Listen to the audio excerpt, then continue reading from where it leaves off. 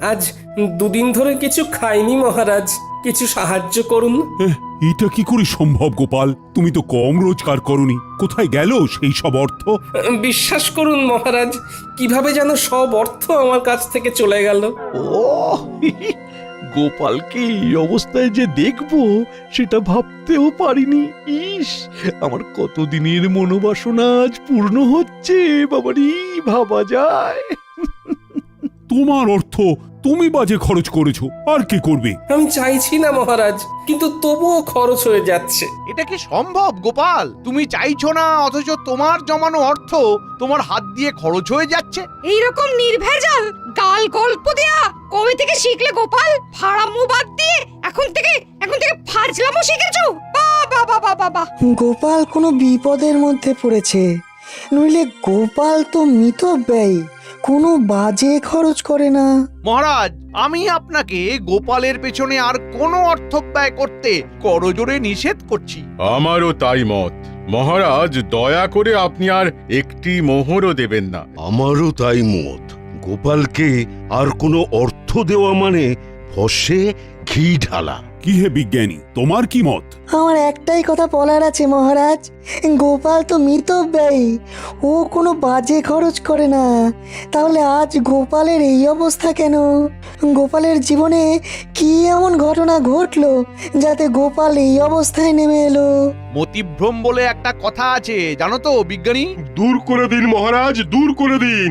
যাও গোপাল যাও, তুমি বরং বাড়ি যাও, আবার তোমার পুরনো ব্যবসা নিয়ে হাটে মাঠে বসো। আমি আর তোমাকে কোনো সাহায্য করতে পারবো না। যাও, আর দাঁড়িয়ে থেকো না।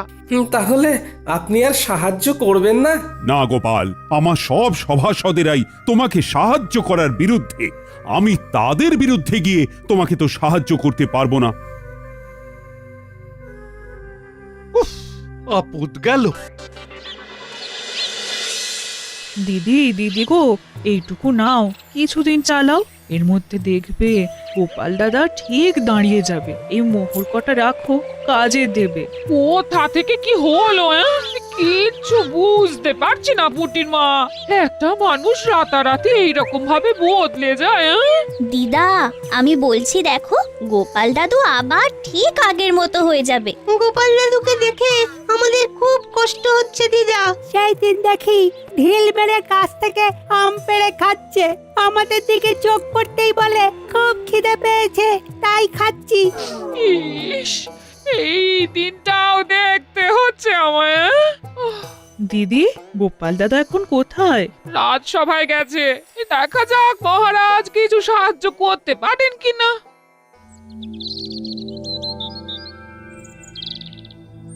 আমি একদম একা হয়ে গেলাম। কে বলে তুমি একা? এই তো আমি আছি না। দুঃখ দুঃখ থাকতে তোমার কিসের ভয়? তাই তো, তুমি থাকতে আমার আর ভয় কি? নাও, আর কোথায় টেনে নামাবে নামাও। এই তো সব সময় মিথ্যে বলছো। আমি শুধু তোমাকে টেনে নামাচ্ছি, হ্যাঁ, কাজের খবর দিচ্ছি না। ওই তো কাজের খবর আসছে, ওই বটা আর ঘটা তোমাকে কাজ দেবে। কি গোপাল? তুই আমার নাম ধরে ডাকছিস?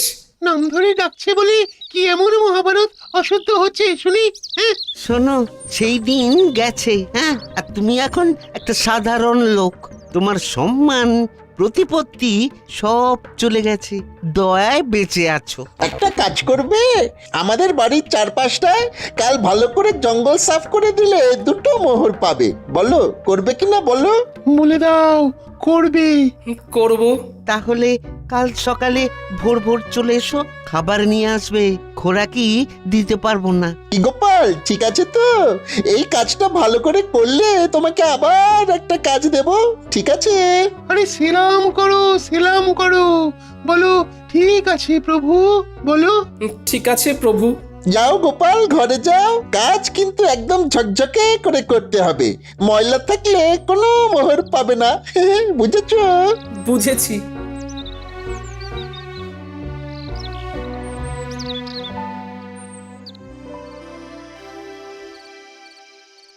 মহারাজ এ কি শুনছি? কি শুনলে তুমি যে এত উত্তেজিত হয়ে আমার কাছে এলে? দাসের মুখে শুনলাম গোপাল নাকি আপনার কাছে এসেছিল সাহায্যের জন্য। হ্যাঁ এসেছিল, আমি সাহায্য করিনি, কারণ আমার সভাসদেরা সবাই গোপালকে সাহায্য দেবার বিপক্ষে ছিল। গোপালের এই ভাগ্য বিপর্যয়ে আপনি ওর পাশে দাঁড়ালেন না মহারাজ, অথচ আপনার যখন বিপদ ঘটেছে তখন গোপাল সবটুকু দিয়ে আপনাকে সাহায্য করেছে। ও তার জন্য বেতন পেয়েছে, আর বেতনের বিনিময়ে ও কাজ করেছে। বাহ, খুব ভালো বলেছেন মহারাজ, খুব ভালো। আমি ঈশ্বরের কাছে প্রার্থনা করব যে আর কোনোভাবেই যেন গোপালের সাহায্য আপনার না লাগে।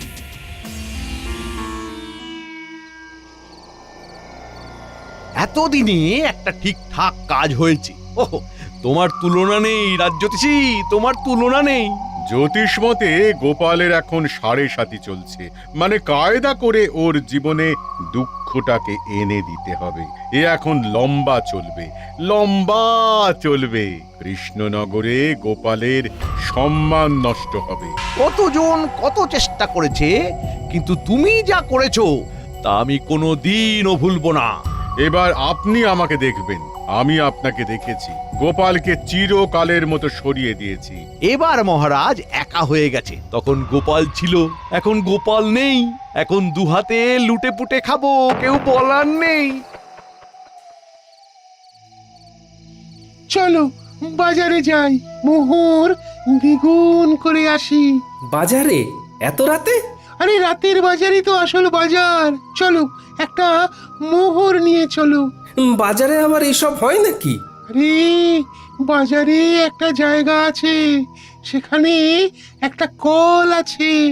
একটা মোহর দিলে তোমার ভাগ্যে যদি থাকে তাহলে ওই একটা মোহর থেকে 500 মোহর হাতে চলে আসবে।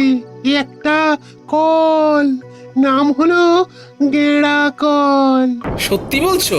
আমি তোমাকে কেন মিথ্যে বলবো বলো? হ্যাঁ, কিন্তু আমার কাছে তো কিছু নেই গো দুঃখু। চলো চলো হেসেলে চলো। তোমার গিন্নি কয়েকটা মোহর পেয়েছে, ওই পুটির মা দিয়ে গেছে। তোমার গিন্নি এখন নেই, এই সুযোগ। চলো মোহরগুলো নিয়ে নাও, তোমাকে ধনী মানুষ হতে হবে। বলছো? তাহলে চলো। কোথায় রেখেছে? কুলুঙ্গিতে একটা ঘটির মধ্যে রাখা আছে।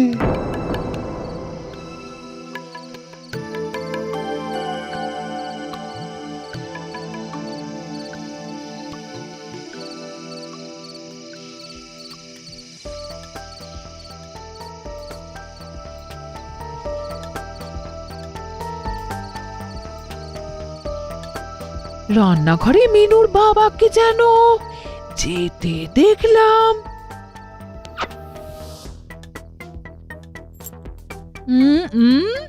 দেখি তো এখন রান্নাঘরে গিয়ে কি করছে। দেখি দেখি। হ্যাঁ, বলি হচ্ছেটা কি? আমার ঘরে শীত কাটছো?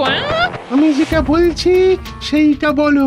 তুমি না আমার অর্ধাঙ্গিনী, তুমি তো আমার অর্ধেকটা।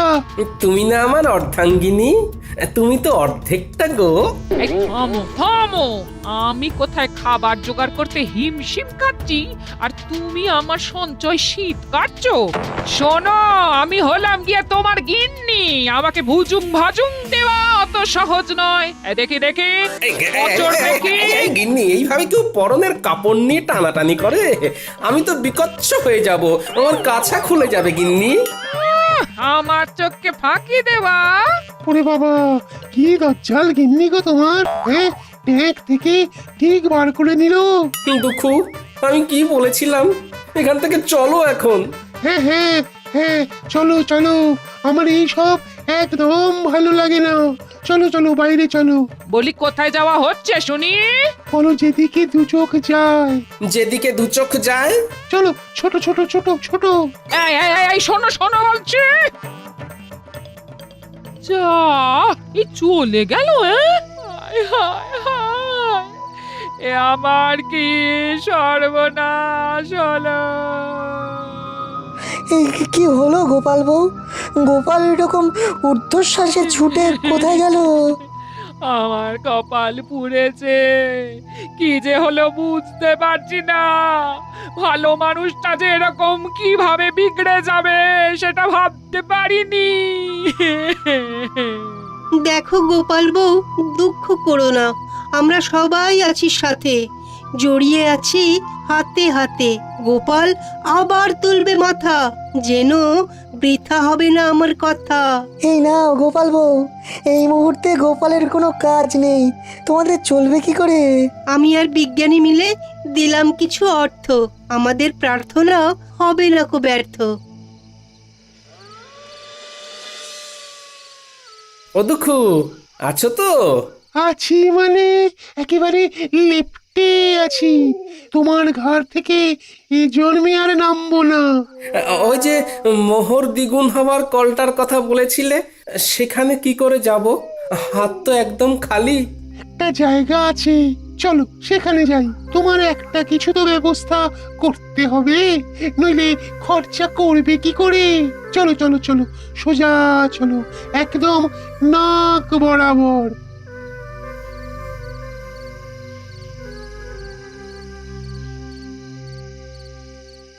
এতদিনে শিকে ছিঁড়েছে।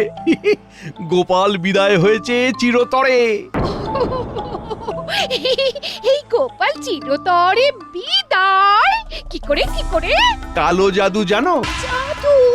জাদু আবার সাদা কালো হয় নাকি? ওর মধ্যে মন্ত্র পড়ে দুঃখকে জাদুর সাহায্যে ঢুকিয়ে রেখেছিল আমাদের রাজ্যতীষী। তারপর তারপর সেই দিন রাতে আমি আর রাজ্যতীষী ওই লেবুটাকে নিয়ে গেলাম বটা ঘটার কাছে। ঘটার বটা, এই লেবুটা গোপালের বাড়ির দোরগোড়ায় রেখে দাও। গোপালের পায়ের চাপে যেই লেবুটা ফাটবে, অমনি ওই লেবু থেকে দুঃখ গিয়ে গোপালের ঘাড়ে চাপবে। ব্যাস, গোপাল দুঃখের কোপে পড়ে সবকিছু হারাবে। 1 মাসের মধ্যে গোপাল একেবারে পথের ভিখারি হয়ে যাবে। এসব সত্যি ঘটবে তো, না আগের মতো সব ভুলভাল হবে? আমার কালো জাদুবিদ্যাকে অবিশ্বাস করো না, কাজটা করেই দেখো না, মজা পাবে। রাজকর্মচারী যদি হতে চাস তাহলে আমরা যেভাবে বলছি সেইভাবে কাজ কর। ঠিক আছে, দিন। এবার চলো, আজ রাতের মধ্যেই এটা করতে হবে। খুব ভালো সময়, আজকের পরে আবার 6 মাস পরে এই তিথি আসবে, সুতরাং বুঝতেই পারছো। পারছি। তাহলে এক্ষুনি চল, আমাদের চোখের সামনেই ঘটনাটা ঘটুক। চলুন তাহলে। তারপর হ্যাঁ, তারপর সেই অমাবস্যার রাতে আমরা 4 জন গোপালের বাড়ির কাছে এসে দাঁড়ালাম। ঠিক এই জায়গাটাতেই লেবুটা রাখো। হ্যাঁ, এখানে এখানে। সেটা না হয় রাখলাম। গোপাল দাদা না এলে তো হবে না। আরে আমরা এসেছি কি করতে? ওকে দেখে বাইরে বার করব, তোমরা দেখে যাও খালি খেলাটা। তোরা তোদের কাজটা কর, নে নে রেখে আয়। রেখে এসে লুকিয়ে পড়ো। মন্ত্রীমশাই আপনিও লুকিয়ে পড়ুন। আর হ্যাঁ বটা, লম্ফটা আমার হাতে দিয়ে যা। এইখানে লেবুটা রাখলাম। গোপাল, ও গোপাল, একটু বাইরে এসো না। কে? আরে আমি রাজ্যতীষী। তোমার সাথে একটা খুব জরুরি প্রয়োজন আছে, একবার বাইরে এসো না গোপাল। ও বাবা, এত রাতে রাজ্যতীষী? আসছি।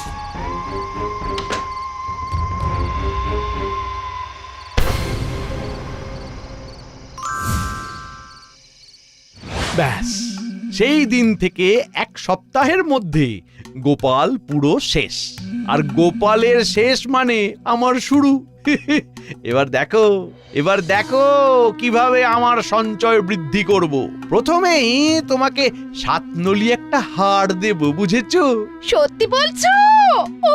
সত্যি সত্যি সত্যি, এই 3 সত্যি।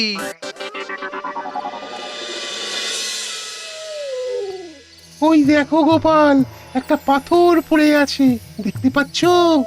অন্ধকারে কিছু দেখতে পাচ্ছি না, তুমি আমাকে নিয়ে চলো। এই যে এই পাথরটা, এই পাথরটাকে ঠেলো ঠেলো ঠেলো। এগুলো কি? গর্তের মধ্যে এগুলো কি? এগুলো সব তোমার। নতুন করে খরচা করতে শুরু করো। বস্তাটাকে তুলে নাও, নাও নাও তুলে নাও। হ্যাঁ, তারপর রাতের বাজারে চলো, ওই গেঁড়া কলে মোহর দেবে আর মোহর দ্বিগুণ হয়ে যাবে। সুযোগ এসেছে দুকুকে ঘাট থেকে নামানো। একটা সোনার মোহর গর্তে ফেলে দিই। কি গো গোপাল, হলো? এই রে দুঃখু ভাই, বস্তা থেকে একটা সোনার মোহর গর্তের মধ্যে পড়ে গেল। দুঃখু ভাই, গর্তের মধ্য থেকে সোনার মোহরটা তুলে দেবে? এ বাবা, ভালো করে ধরতেও পারো না। দাঁড়াও দাঁড়াও, দেখছি। উহ, কি শান্তি! অবশেষে দুঃখ নামলো ঘাট থেকে। এবার শান্তি শান্তি, মহা শান্তি।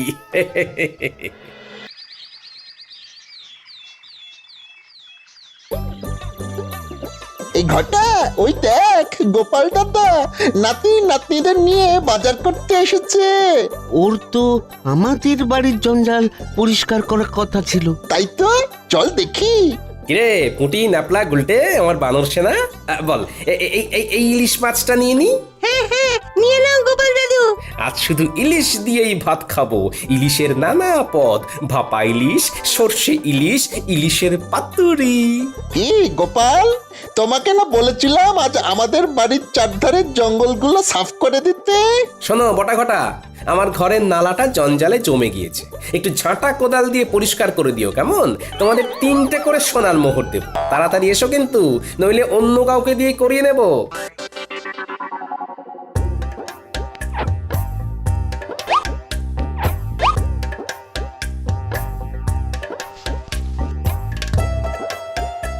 চল রে মানুষ সেনা, আরো কত কি কেনার আছে। চল চল চল। চল চল মন্ত্রী মশাইকে খবর দিয়ে আসি। আয় আয় আয় আয় আয় কাকা, আয় বগা, আয় আয় আয় আয়। মন্ত্রী মশাই, কাকা বকা ছাড়ুন। ঘটনাটা যা ঘটার তা ঘটে গিয়েছে। কি হয়েছেটা কি? গোপাল ইলিশ মাছ কিনছে। কি হলো? এই হিসেবটা তো মিলছে না। তোরা ঠিক দেখেছিস তো? আগে কথা বলেছি।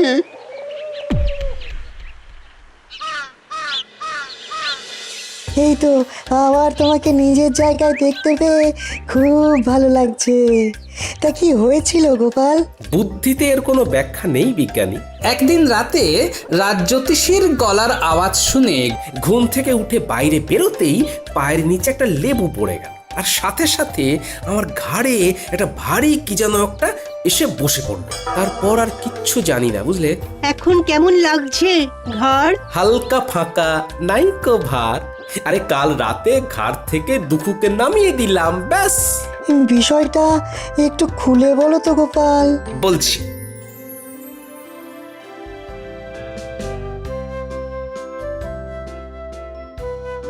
শুনেছেন মহারাজ, গোপাল আবার নিজের জায়গায় ফিরেছে। আমি গোপালের বাড়ি যাচ্ছি, আপনিও আসুন। দাঁড়াও দাঁড়াও দাঁড়াও, সকাল থেকে আমিও শুনছি। ব্যাপারটা কি জানতে হবে। চলো চলো, তোমার সাথে আমিও যাব। গোপালের কেনই বা ভাগ্য বিপর্যয় হলো, আর কি করেই বা সেখান থেকে সে বেরিয়ে এলো, এটা জানাটা খুব দরকার। চলুন।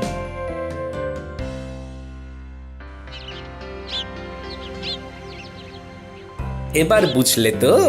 দেখো, এইসব আমার বিশ্বাস হয় না, তবুও বলছি এর মধ্যে রাজ্যোতিষীর সাথে মন্ত্রী মশাইও আছেন। বাবা বাবা বাবা, তোমাকে দেখে কি ভালোই যে লাগছে। ফিরে এসেছো? গেলাম আর কোথায় যে ফিরে আসবো। কাঁধের ভারটাকে শুধু নামিয়ে দিলাম, ব্যাস, হালকা হলাম। কাঁধের ভার? কাঁধে কিরকম ভার ছিল তোমার? কই গো গোপাল, তোমাকে দেখি। আমি কি বলেছিলাম? গোপাল ঠিক নিজের জায়গা ফিরে পাবে। কি ব্যাপার হয়েছিল গোপাল, আমাকে বলো। কি আর বলবো মহারাজ, আমার ঘাড়ে বসেছিল দুঃখু। সে আমাকে সব বাজে রাস্তাগুলো দেখাচ্ছিল, আমাকে কপর দক্ষিণ করে দিয়েছিল। আমি এক্ষুনি গিয়ে আবার গর্ত থেকে দুঃখুকে বার করে দিচ্ছি। আমি একটু আসছি মহারাজ। একটা কাজের কথা মনে পড়ে গেল হঠাৎ, আসি।